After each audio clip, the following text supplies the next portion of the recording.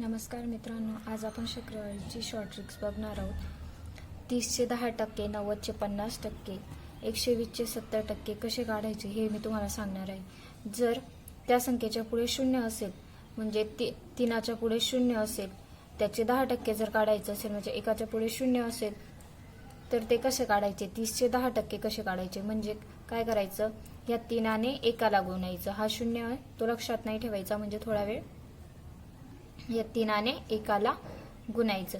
3 1 3, म्हणजे 30चे 10% किती आले? 3। तसेच 90चे 50% कसे काढायचे? ह्या 9ने 5ला गुणायचंय।